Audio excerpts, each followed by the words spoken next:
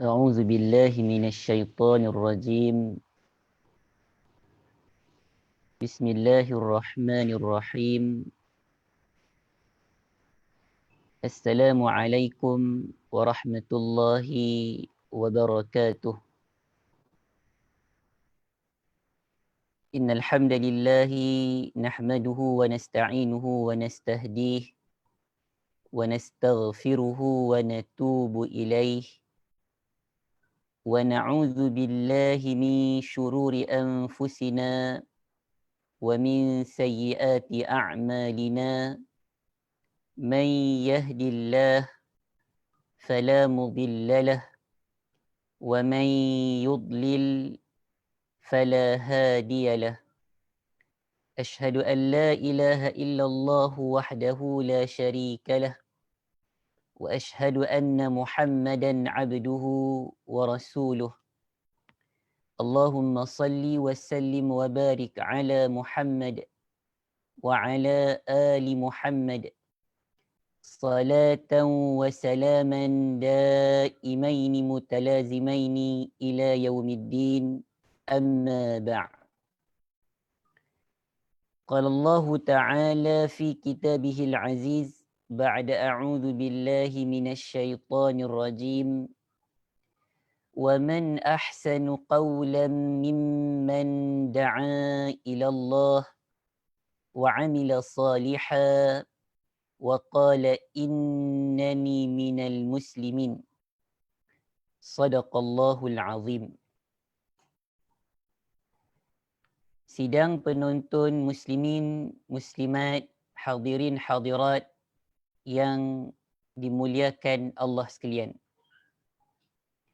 Alhamdulillah, pada petang ini marilah sama-sama kita merafakkan setinggi-tinggi kesyukuran kita kepada Allah Subhanahu wa taala kerana dengan keizinan dan inayah daripada Allah Subhanahu wa taala dapat lagi kita bertemu dalam silsilah kuliah online Akademi Tarbawi insya-Allah. Dan pada petang ini kita akan menyambung lagi pembacaan kita ataupun kuliah kita dengan menggunakan kitab Al-Mustafadu min Qasasil Quran. Bersyukur kita kepada Allah Subhanahu wa taala kerana kita masih lagi dipanjangkan usia oleh Allah Subhanahu wa taala untuk kita terus menerus mengabdikan diri kepada Allah Subhanahu wa taala, untuk kita terus menerus menggalas tugas yang telah pun ditaklifkan oleh Allah Subhanahu wa taala kepada kita, untuk kita menjadi hamba kepada Allah Subhanahu wa taala, seterusnya untuk kita menjadi khalifah Allah di atas muka bumi ini. Dan alhamdulillah bersyukur kita kepada Allah Subhanahu wa taala kerana pada hari ini kita telah pun memasuki tahun baru Islam, iaitu tahun 1442 Hijriyah. Mudah-mudahan Allah Subhanahu wa taala terus memberikan kekuatan kepada kita untuk terus kita sama-sama berazam pada tahun ini untuk kita mempertingkatkan ibadah kita kepada Allah Subhanahu wa taala, untuk kita mempertingkatkan pengabdian diri kita kepada Allah Subhanahu wa taala, untuk kita mempertingkatkan kerja-kerja yang insya-Allah akan dapat memberikan manfaat kepada din Allah Subhanahu wa taala. Muslimin, muslimat, hadirin, hadirat yang dirahmati Allah sekalian. InsyaAllah pada petang ini kita akan melihat bahagian yang ke-7 daripada kisah Nabi Ibrahim alaihi salam. Kita telah pun melihat sebelum ini bahagian yang pertama hingga bahagian yang ke-6, dan insya-Allah pada petang ini kita akan melihat bahagian yang ke-7 daripada kisah Nabi Ibrahim alaihi salam. Dan bahagian yang ke-7 pada petang ini topiknya adalah debat Nabi Ibrahim dengan kaumnya sebelum dia menghancurkan patung. Jidalu Ibrahim ma'a qaumihi qabla taksiril asnam. Kita nak tengok bagaimana lanjutan perdebatan Nabi Ibrahim alaihi salam dengan kaumnya sebelum baginda yang mulia menghancurkan asnam ataupun berhala, patung-patung yang menjadi sembahan kepada kaumnya dan juga ayahandanya sendiri, insya-Allah. Dan kita akan melihat daripada bahagian yang ke-7 ini pada petang ini daripada surah Al-Anbiya. Daripada surah Al-Anbiya. Allah Subhanahu wa taala menjelaskan dan menceritakan kepada kita tentang debat Nabi Ibrahim dengan kaumnya ini pada petang ini dalam surah Al-Anbiya. InsyaAllah kita akan tengok beberapa potong ayat terlebih dahulu daripada surah Al-Anbiya. Kita tengok ayat tersebut dan kita sama-sama melihat terjemahannya, kemudian kita melihat bagaimana berlakunya debat Nabi Ibrahim dengan kaumnya sebelum Nabi Ibrahim menghancurkan patung-patung ataupun berhala-berhala sembahan mereka. A'udzu billahi minasyaitonir rajim. وَلَقَدْ آتَيْنَا إِبْرَاهِيمَ رُشْدَهُ مِنْ قَبْلُ وَكُنَّا بِهِ عَالِمِينَ إِذْ قَالَ لِأَبِيهِ وَقَوْمِهِ مَا هَذِهِ التَّمَاثِيلُ الَّتِي أَنْتُمْ لَهَا عَاكِفُونَ قَالُوا وَجَدْنَا آبَاءَنَا لَهَا عَابِدِينَ قَالَ لَقَدْ كُنْتُمْ أَنْتُمْ وَآبَاؤُكُمْ فِي ضَلَالٍ مُبِينٍ قَالُوا أَجِئْتَنَا بِالْحَقِّ أَمْ أَنْتَ مِنَ اللاعبين إلى آخر al-ayah. Artinya, surah Al-Anbiya bermula daripada ayat 51. Dan sesungguhnya telah kami anugerahkan kepada Ibrahim hidayah kebenaran. Sesungguhnya, kata Allah Subhanahu wa taala, kami anugerahkan kepada Nabi Ibrahim hidayah kebenaran. Min qablu wa kunna bihi alimin. Sebelum Nabi Musa dan Harun. Dan adalah kami mengetahui keadaannya. Jadi ayat yang ke-51 daripada surah Al-Anbiya ini, Allah Subhanahu wa taala menjelaskan kepada kita yang mana Allah Subhanahu wa taala telah pun memberikan kepada Nabi Ibrahim hidayah kebenaran, iaitu Allah Subhanahu wa taala telah pun memberikan kepada Nabi Ibrahim hidayah akan hal-hal yang berkaitan dengan kebaikan agama dan juga dunia. Allah berikan petunjuk kepada Nabi Ibrahim sebelum Nabi Musa dan Nabi Harun alaihi salam. Dan kata Allah Subhanahu wa taala lagi, wa kunna bihi alimin, dan adalah kami mengetahui keadaannya. Ini bermaksud Allah Subhanahu wa taala mengetahui apa yang ada pada Nabi Ibrahim alaihi salam dari segi sifat-sifat yang menjadikannya layak untuk menerima apa yang kami berikan kepada Nabi Ibrahim alaihi salam. Jadi Allah berikan hidayah kepada Nabi Ibrahim.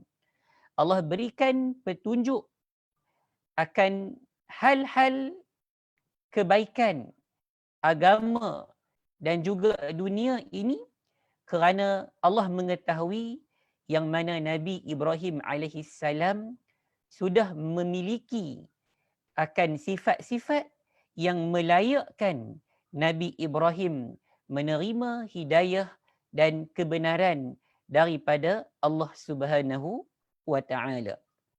Jadi kita melihat cerita Nabi Ibrahim sebelum ini bagaimana beliau diuji hidup, tumbuh, membesar dalam kalangan kaumnya yang tidak menyembah Allah Subhanahu wa taala.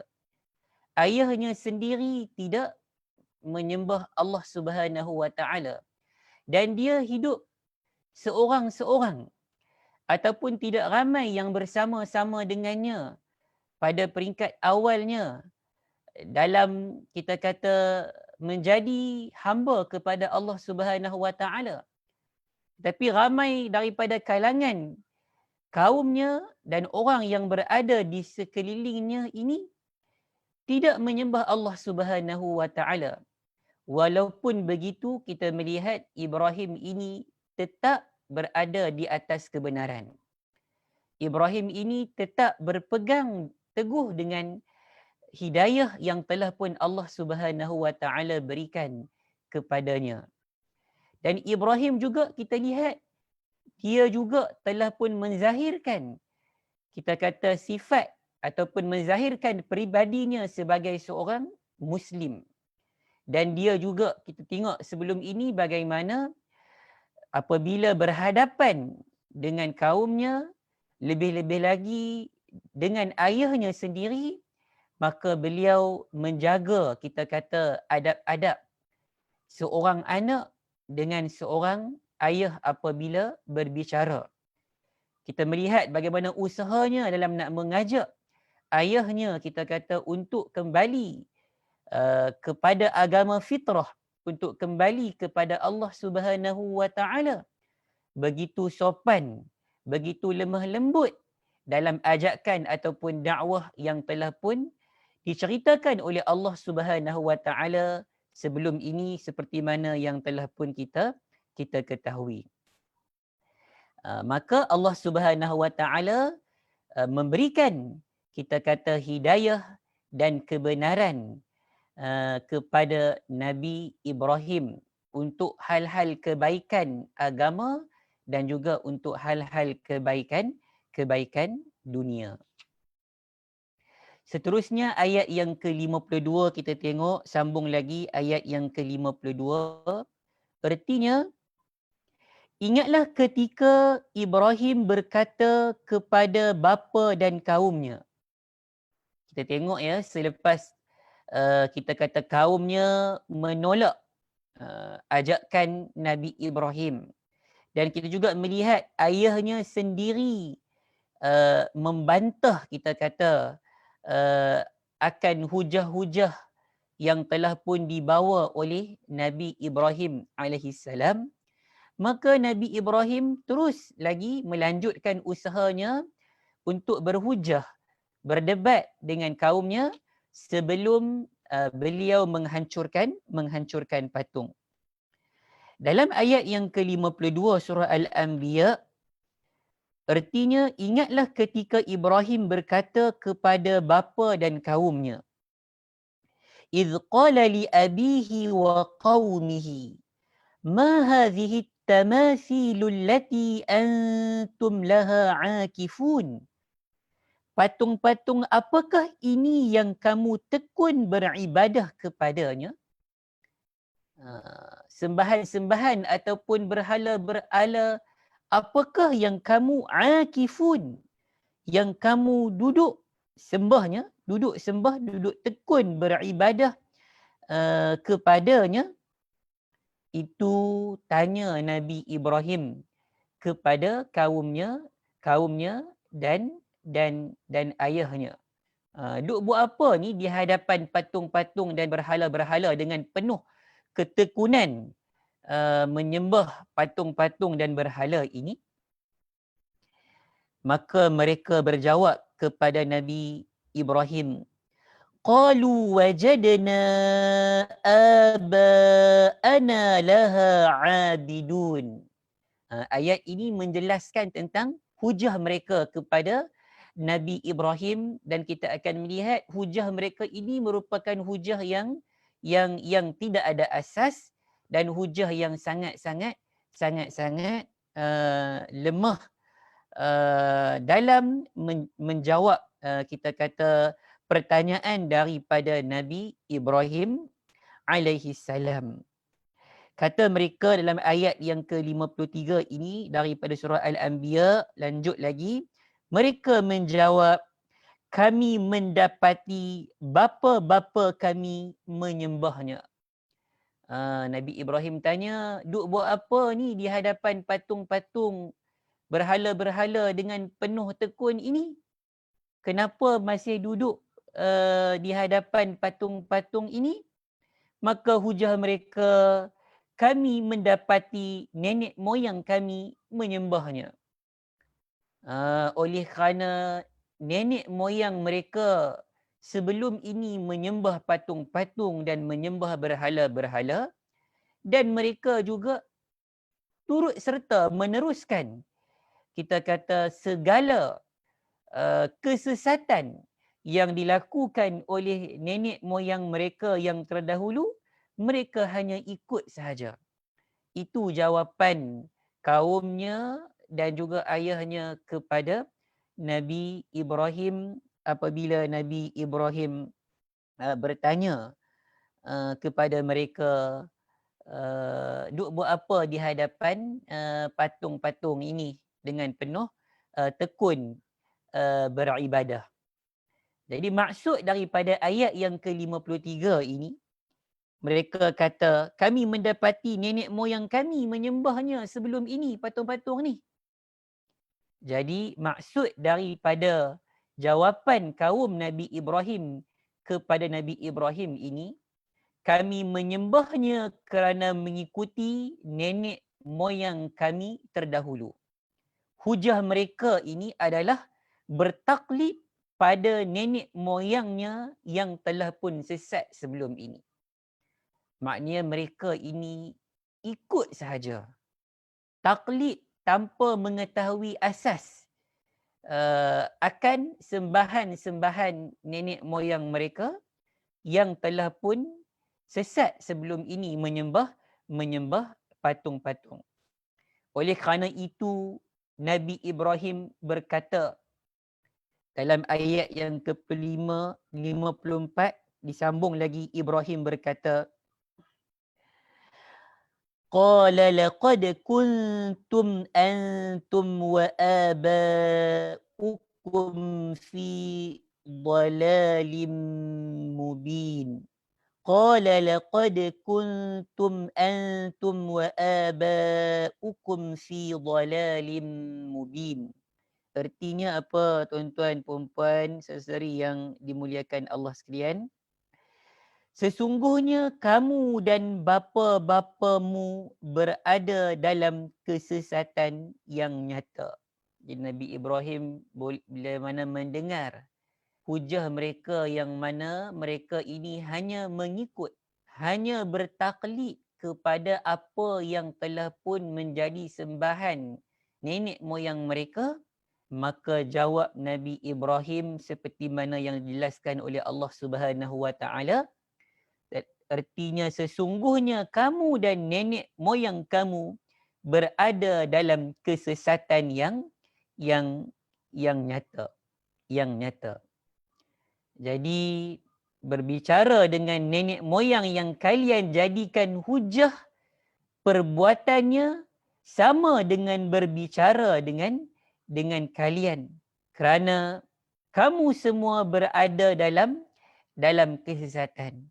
Seperti mana nenek moyang kamu berada dalam kesesatan, bila mana kamu mengikuti sembahan nenek moyang kamu, jadi kamu juga berada dalam kesesatan, tidak ada jalan yang lurus dan dalam amal yang batil yang menjadi amalan kamu, dan kebatilan itu tak akan menjadi hak dengan banyaknya pengikut. Jadi oleh kerana kita tengok ramai orang buat macam tu, adakah bermakna kebenaran itu bersama-sama dengan yang ramai? Tidak semestinya. Tidak semestinya. Kalau kita tengok dalam kisah Nabi Ibrahim ini, tidak semestinya kebenaran itu bersama-sama dengan yang ramai. Jadi kalau kita melihat ayat Al-Quran secara umumnya, bila mana kita membaca ayat-ayat Allah Subhanahu Wa Taala dalam Al-Quran, bila mana datang kepada perkara-perkara yang dijelaskan oleh Allah Subhanahu Wa Taala, yang ramai-ramai ini menunjukkan mereka-mereka yang berada dalam kesesatan. Yang ramai-ramai ini menunjukkan mereka berada dalam kefasikan. Yang ramai-ramai ini mereka yang berada dalam keburukan. Tetapi kalau kita melihat bila mana Allah menggambarkan dalam Al-Quran juga, kalau yang sedikit-sedikit ini, contoh, kalau yang sedikit ini Allah kata apa dalam Al-Quran? Wa qalilun min ibadiyasy syakur. Sedikit sahaja daripada kalangan hamba-hambaku yang bersyukur. Juga dijelaskan dalam Al-Quran, sedikit yang Allah Subhanahu Wa Taala telah pun memberikan kemenangan. Kerana apa? Kerana mereka bersama-sama dengan Allah. Kerana mereka ini bersama berpegang dengan prinsip. Kerana mereka ini beriman kepada Allah walaupun mereka sedikit, tetapi Allah bersama-sama dengan mereka dan Allah memberikan kemenangan kepada mereka. Kita tengok dalam Al-Quran ada ayat yang berbunyi, kam min fi'atin qalilatin ghalabat fi'atan kathiratan biiznillah. Berapa banyak kita tengok, kita kata kelompok ataupun fi'ah yang sedikit ini telah pun dimenangkan oleh Allah Subhanahu Wa Taala ke atas kita kata kelompok yang ramai. Wa kathirum minhum fasiqun, dan Allah sebut juga dalam Al-Quran, dan ramai daripada kalangan mereka yang fasik.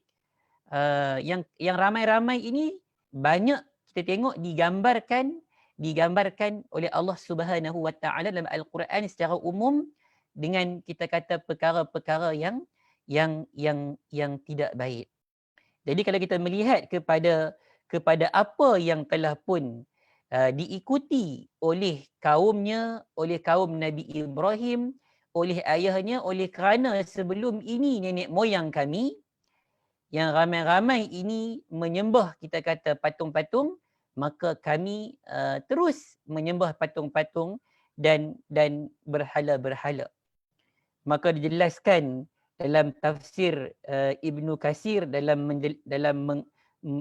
menafsirkan ayat-ayat yang kita baca ini, dan kebatilan itu tak akan menjadi hak dengan banyaknya pengikut. Maknanya banyaknya pengikut, ramainya sesuatu kelompok itu kita kata berpegang dengan sesuatu perkara, tidak kita kata semestinya mereka itu berpegang dengan kebenaran kerana mereka itu ramai.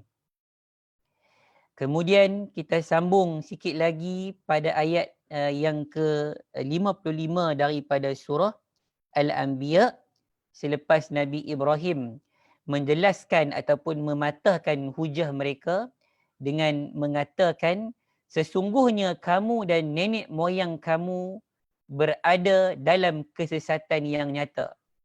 Maknanya kaum dia dengan nenek moyang dia ni sama sahaja, berada dalam kesesatan yang nyata.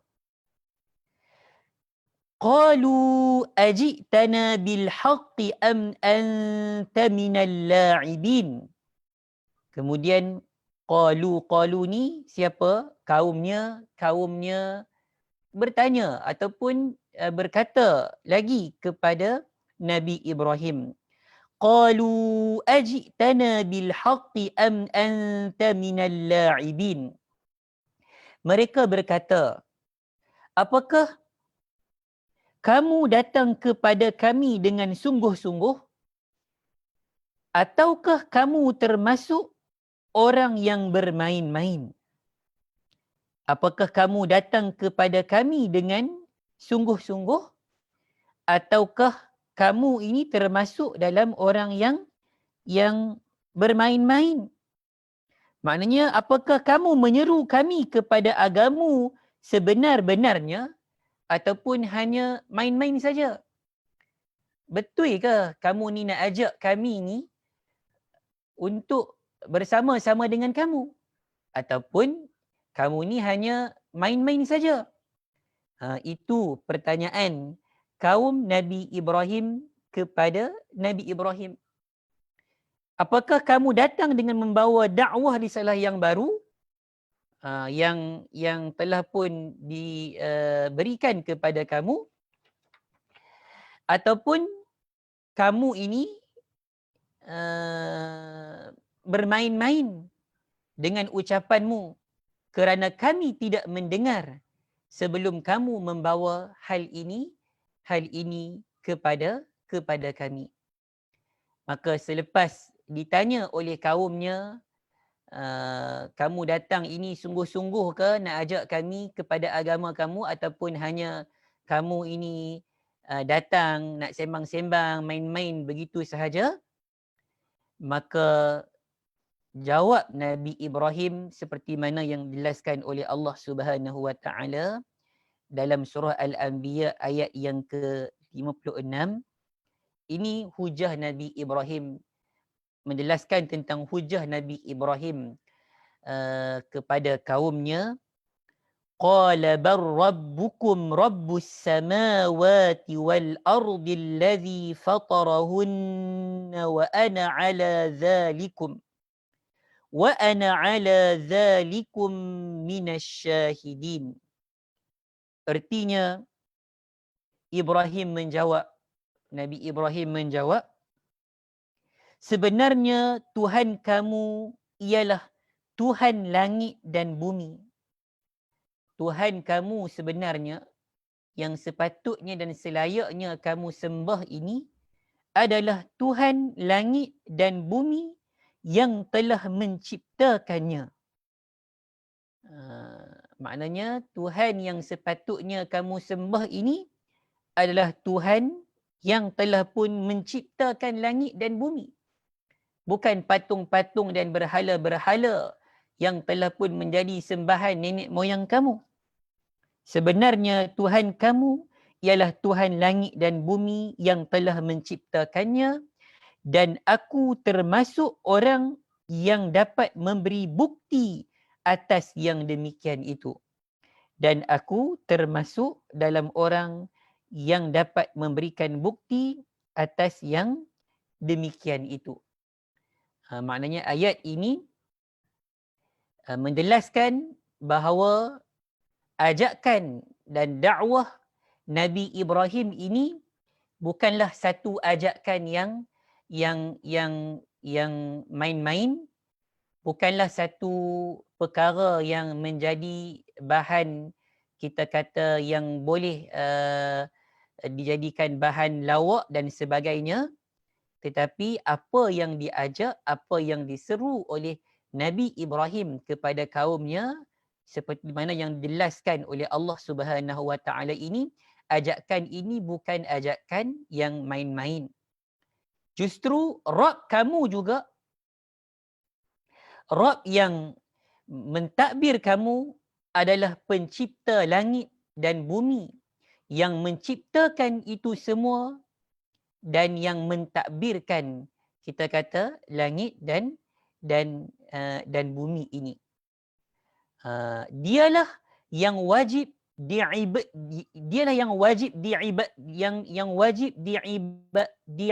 diibadahi, bukan patung-patung dan berhala-berhala.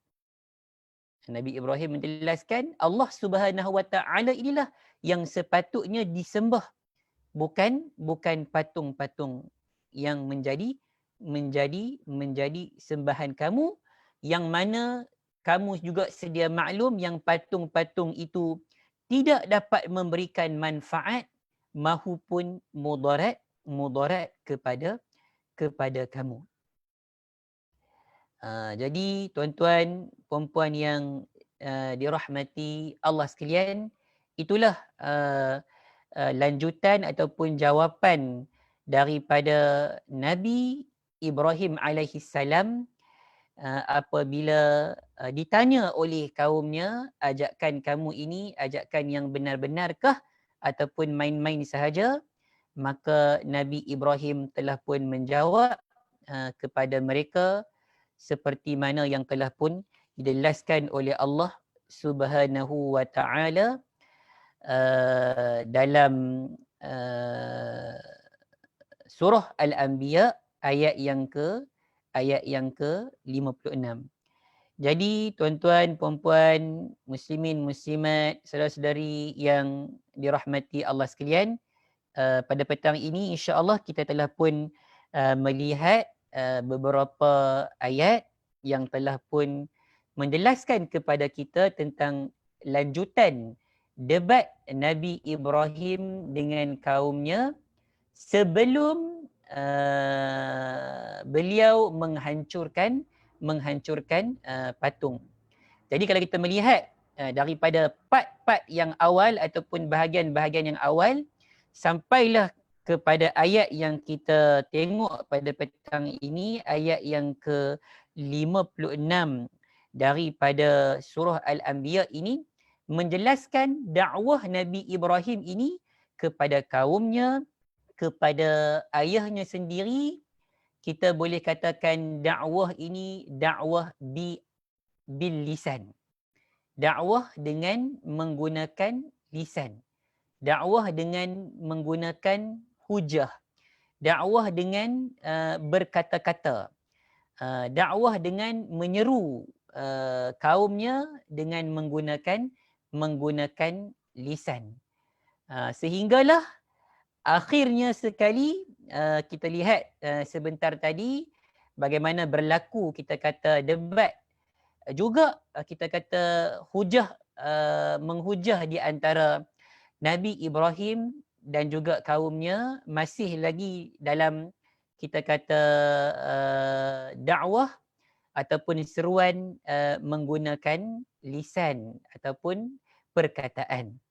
Jadi insya-Allah selepas ini kita akan melihat pula satu bentuk ataupun kaedah selepas kita kata usaha bersungguh-sungguh Nabi Ibrahim ini berdakwah dengan menggunakan lisan, dengan menggunakan perkataan, dengan berhujah, dengan berdebat, tetapi kaumnya tak nak juga menyembah Allah Subhanahu Wa Taala, maka Nabi Ibrahim berpindah pula satu step lagi ataupun satu bentuk lagi dakwah, iaitu dengan menzahirkan, kita kata, kekuatan ataupun kemampuan yang ada pada Nabi Ibrahim dengan kuasa yang diberikan oleh Allah Subhanahu Wa Taala kepada Nabi Ibrahim, dengan kekuatan yang Allah Subhanahu Wa Taala berikan kepada Nabi Ibrahim, Nabi Ibrahim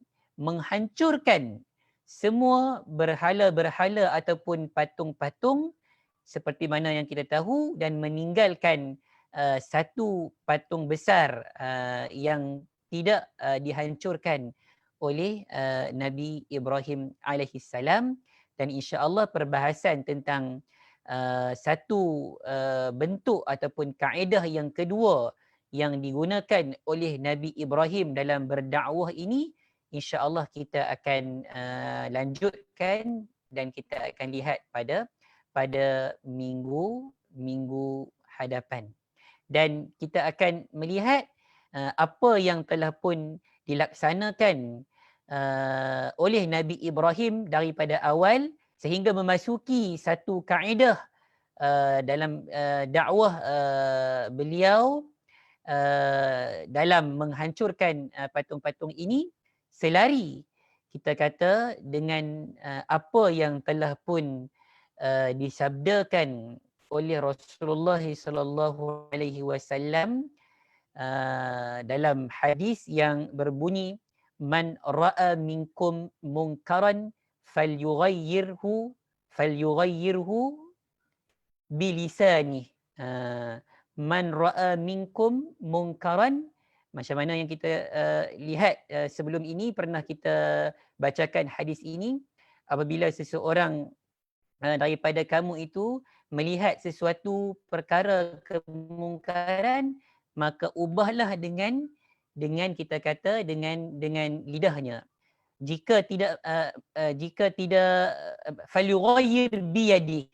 Man ra'a minkum munkaran falyughayyirhu biyadi. Fa in lam yastati' fa bilisani. Fa in lam yastati' fa biqalbi. Wa dhalika ad'aful iman.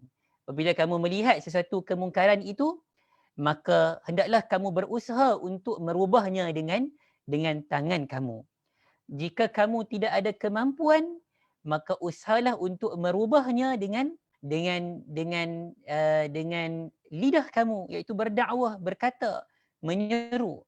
Dan jika juga dengan berkata, dengan menyeru, dengan menggunakan hujah dan perkataan juga tidak mampu, seperti mana yang telah pun dijelaskan oleh Rasulullah SAW, maka hendaklah dengan kita kata hati kita. Wadzalika ad'aful iman. Maka dengan itulah selemah-lemah iman yang ada pada kita. Dan kita lihat dakwah Nabi Ibrahim ini, kita tengok daripada bahagian yang pertama sampai sekarang, Nabi Ibrahim memulakan kita kata dakwahnya dengan menggunakan lisan, dengan menggunakan hujah. Ini di antara perkara yang telah pun dijelaskan oleh Allah Subhanahu Wa Taala dalam surah Al-Anbiya. Kemudian kita akan melihat seterusnya bagaimana Nabi Ibrahim menghancurkan patung-patung untuk kita kata mengalih perhatian kaumnya kepada dakwahnya. Jadi usaha Nabi Ibrahim ini ataupun cara Nabi Ibrahim ini, selepas berhujah semua mereka tak nak ikut, Nabi Ibrahim pergi kepada satu step lagi, iaitu menghancurkan semua patung-patung yang menjadi sembahan kita kata kaumnya, dalam rangka untuk mengalih pandangan kaumnya kepada dakwahnya. Dan insya-Allah kita akan melihat kita kata perbahasan ini pada minggu hadapan. Jadi yang mana yang baik itu, yang hak itu datang daripada Allah Subhanahu Wa Taala, yang lemah itu datang daripada saya.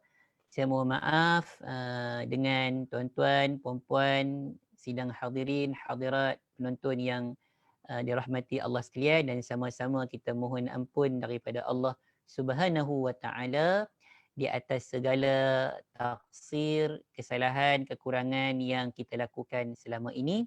Mudah-mudahan Allah Subhanahu Wa Taala memberikan keampunan kepada kita insya-Allah, kepada kita semua insya-Allah. Aqulu qawli hadza wa astaghfirullahal azim li wa lakum. Wassalamu alaikum warahmatullahi wabarakatuh.